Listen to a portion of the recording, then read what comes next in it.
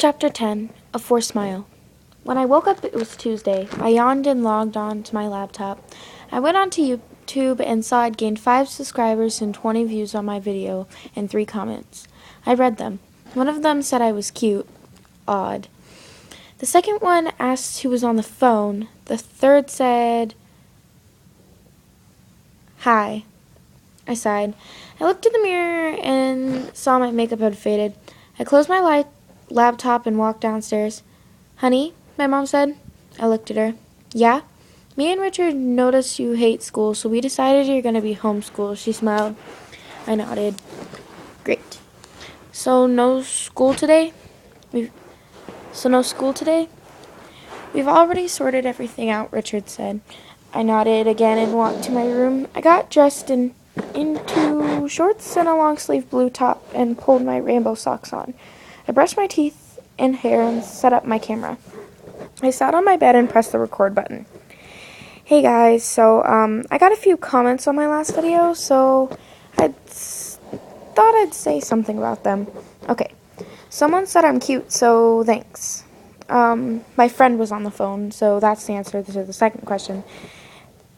And the third comment said, "Hi." So, I guess, hi. So, yeah, I looked at my hand. Oh, by the way, yeah, I bit my lip and bit too hard, so it started bleeding. So, if you're wondering about my lip, that's that. So, yeah, that's all. Bye, guys. I stopped recording and quickly uploaded it. I closed my laptop and laid on my bed, grabbing my iPod and putting it on shuffle. Jar of Hearts started playing, and I started singing. You know I can't take one more step towards you, 'cause all that's waiting is regret. And don't you know I'm not your ghost anymore? I lost the love I love the most.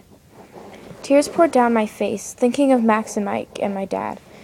I miss you, I said, tears running down my face. I switched the song off and cried into my pillow. Don't cry, Jeff whispered. I turned to my window and there he was. Jeff, I cried, tears still covering my face. He walked over and sat on the bed next to me. He wrapped his arms around me. I don't want to be homeschooled, I screamed into his chest, crying even more. Why? Because I don't know, I sniffed. Well, I could. No, you're not killing any more people that live near me, Jeff, I said, sitting up. He nodded and pulled out his knife, running it through my hair. Jeff? I said. Jeff, I can hear my mom coming upstairs. Get in my closet. He quickly got into my closet and closed the door when my mom walked in. Honey, are you talking to yourself? She asked. I looked at her and nodded. Honey, do you think you need a doctor? I glared at her. I'm not crazy, I muttered. She looked at me and left. I got up and locked the door. Jeff, I said. He walked out of my closet and sat next to me. It's okay. I know no one understands you, he whispered. You do? I whispered. He hugged me and nodded. Yeah. Anyway, it's really early. Why are you here? I asked. I needed to talk to you, he said. About what? I asked. He smirked and laid next to me, unwrapping my hand. It should be obvious, he said, looking at my hand. I looked at him. My hand? I asked. He smiled and looked at my hand. It must have been a deep cut. I bit my lip and yelled in pain. I felt my lips get wet with blood, and I prayed he wouldn't notice. Am I hurting you? He asked, looking at me. I shook my head and squeezed my eyes shut. Jeff? He chuckled and pulled me onto him. Scarlett, your ribs, he asked. I looked at him and nodded. I'm anorexic, I muttered. Jeff sat up and held me close. Just remember I'm here for you, he said. I felt teardrops drop onto my hand. Jeff, are you crying? I looked at him and sat on my knees, hugging him.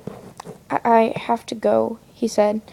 I looked at him and nodded. Then he jumped out of my window. Jeff the Killer. A Forced Smile. Chapter 11. When I walked downstairs, I saw my mom was gone and Richard was sitting on the couch. "Hey, Scarlett," he smiled. "Where's Mom?" I asked.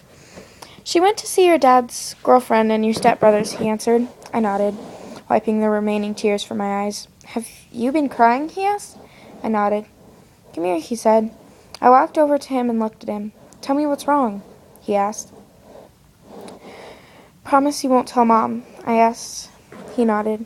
"My friend found out I'm anorexic, and I just don't want Mom to find out," I said quietly. "Well, perhaps we could work out something and work on your eating, okay?" Richard said. I nodded.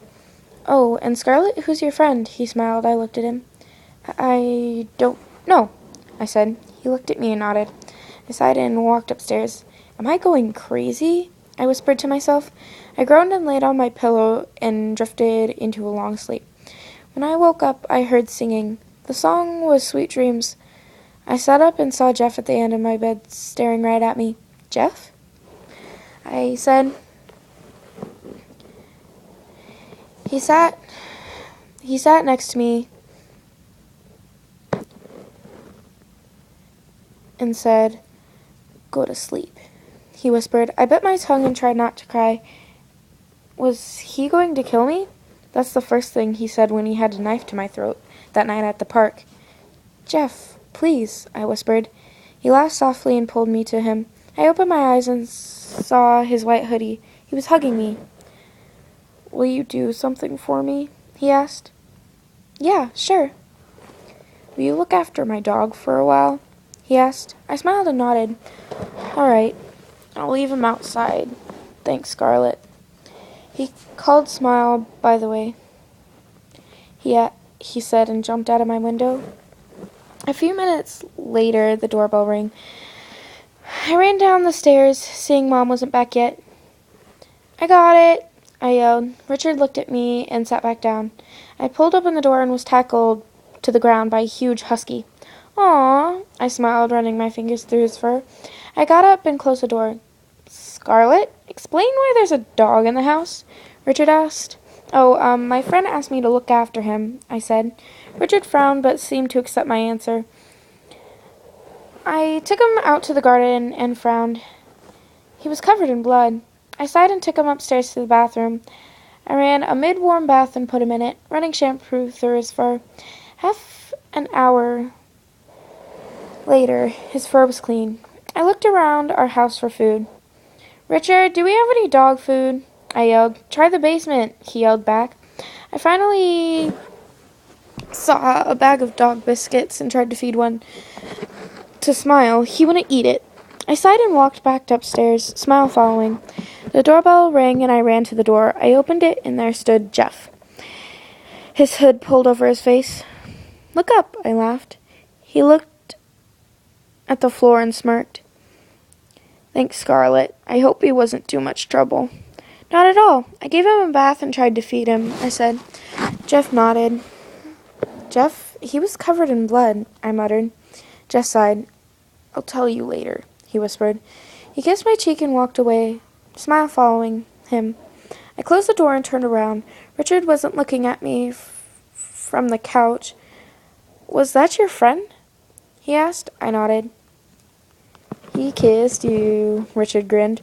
No, he didn't," I protested. "Aw, does Scar have a crush?" he teased. "Ha ha, funny," I muttered and walked to my room. FYI, sorry about how I mess up on some words. There's some typos. So, bye.